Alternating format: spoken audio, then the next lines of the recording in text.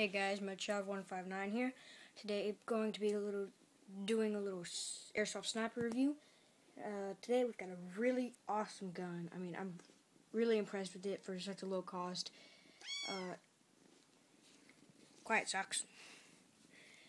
It's got high FPS, so I mean, if you can chrono it before you take it to a game, because from what I hear, it's around 550 FPS. Alright, so it's the SVD, A&K SVD Dragunov. This is a very large, quiet boy, my bad. Alright, this is a very, very large gun. I am 5'1", which I know is pretty small for a 13-year-old boy, but I am 5'1", and it's like right where my neck starts. So, I mean, it's like right where my collarbone is. So, it's a fairly large gun.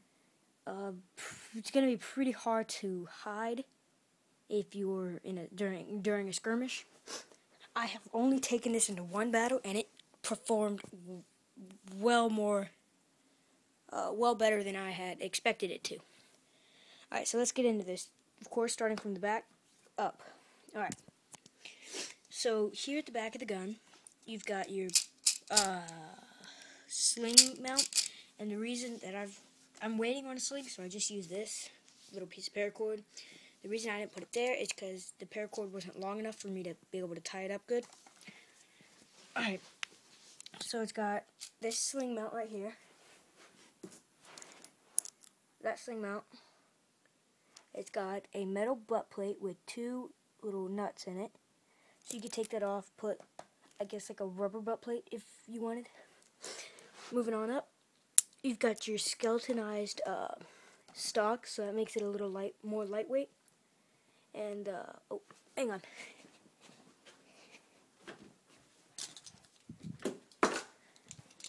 It also comes with, watch out, boy.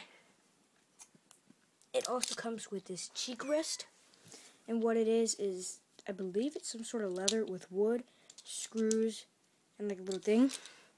And you would put that on right there if you had a scope mounted, so that way your face could be a little bit elevated so you could see through the scopes. Alright, and I don't know if I had mentioned it, but this gun is mostly metal construction. Like, it's a full metal clip, full metal trigger assembly, and the trigger, a full metal like housing box right here, and all the insides are metal, of course.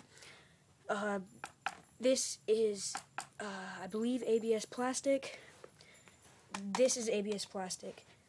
Of course, the orange tip is ABS plastic. Iron, the little flash hiders, metal. So the only things on here that are actually plastic is this skeletonized stock from here down, and this little handguard. Watch out, boy. This handguard from here to here.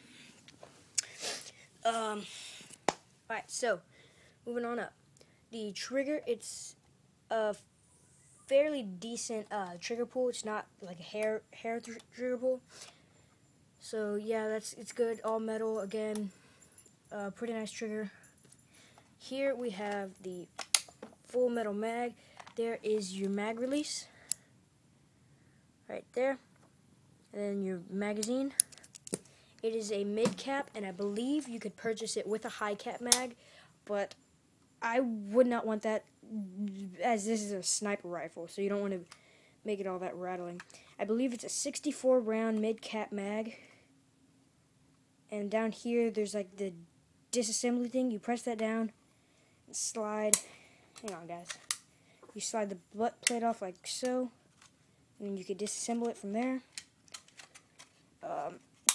And the way you would load this is you could get your speed loader, and I use these .2 gram crossgun ammo, and so you would just get that, and you would put it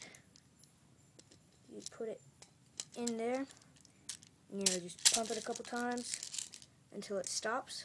and it holds 64 rounds. So that's like that's quite a few pumps with your standard speed loader. All right, so there, and then that fits in nice and snug right in there. All right, so above the mag well, again, you have your metal housing box with all your inside whatnots. Here you have a not very standard sort of rail mount, and that would be used for a rail system like this, an AK rail system. Yeah, you could put lasers. I have a laser on this one, so I guess it's dead. Sorry about that. Alright, so what you would do with this is you would get this little bar and you would pull it back until it loosens. Then you would put it up against the rail mounts and slide it. Oh, my goodness, kitty cat.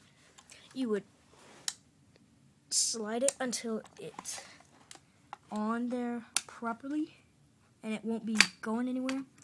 So just slide it on down and lock it back just like that. So that way you have your little rail mount and all that good stuff. And I don't put it on because my scope is it's not acting properly now, so I was test firing it earlier and I took it off because I wanted it to, you know, work good.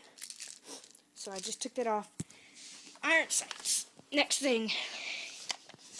The iron sights right here. They're really good iron sights. Just standard AK iron sights. It goes from, I believe it's a U, which stands for like under range, and then it goes up by yards. So it's got it's got from 1 to 12. And the way you would adjust that is you'd push in these two ends right there, and then you would just slide the little knob down, and of course it elevates, so like that. And then you've got your front sight over there, right there. It's adjustable. It comes with a little piece, which of course I lost, and you would stick it in through the top right here, stick it in right there, and then you would twist it to adjust it. Alright, so moving on. Here you've got your ABS plastic foregrip. Here you have your full metal outer barrel and I believe inner barrel. So again, your iron sight. Here is a second sling mount. And again, I'm not using it, so that way it would fit better.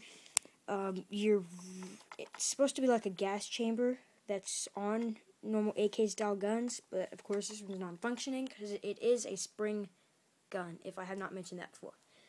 And your flash hider, and I do not think you could take this off. I don't think it's threaded, so yeah.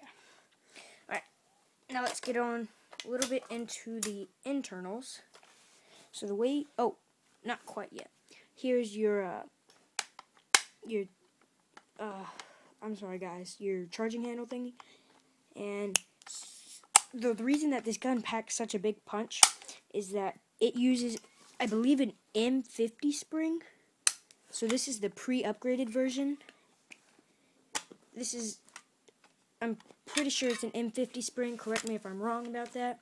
But there it is right there. A big spring, the little piston. A guide spring right there. And the way you would take this gun apart is, let me get my flashlight. The way you would take this apart is right there. There's a little nut in there. You can see that. And then another on the other side. And then you would pull this little piece up. You pull it up like that and then out. And then the springs would come out. And then you could take out your cylinder, clean, or your piston, clean all that. Clean I'm sorry guys, I don't know what it's called. And since it's an M50 spring, it's shooting around like 550 FPS, which is crazy awesome. So yeah, and here is the it's a pretty actually hard, pull. So set the camera down real quick and do that.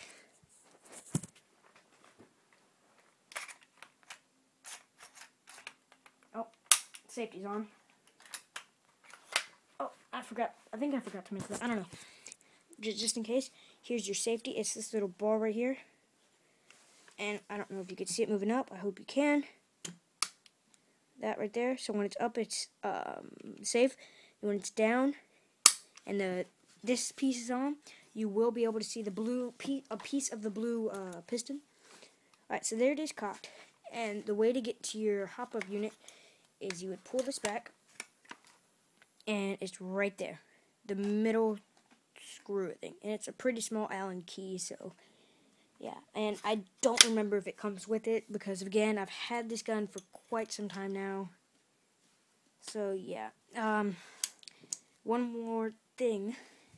Right here, there are 2 of these screws, and then under this piece right here, there's another one which released the skeletonized stock.